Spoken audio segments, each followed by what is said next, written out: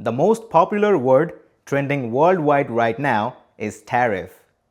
A tariff is just a fancy word for a tax on imports. That means when the US buys stuff from another country, like China, the government can slap a tax on it. That tax is called a tariff. Now here's the important part most people don't understand. It's not China that pays the tax.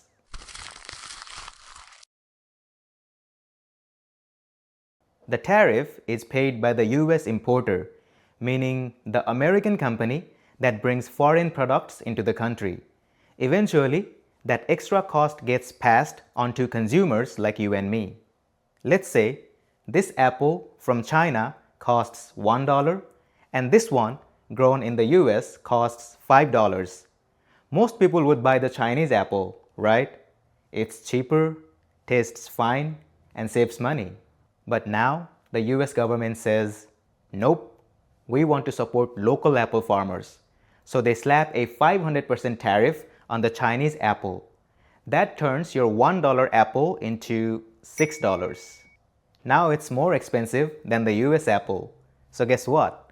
You're like, fine, I'll just buy the local one for $5.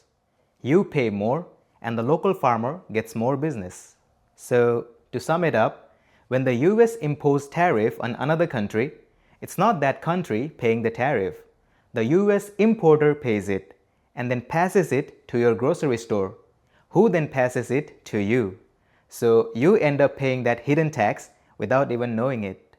It's like if your friend throws a party, eats your pizza, and then hands you the bill.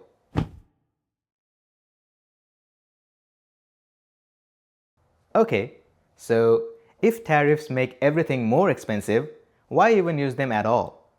Here's why governments love tariffs. 1. To protect local industries, like giving your local apple farmers a fighting chance. 2. To create jobs. More demand for US goods equals more work for Americans. 3.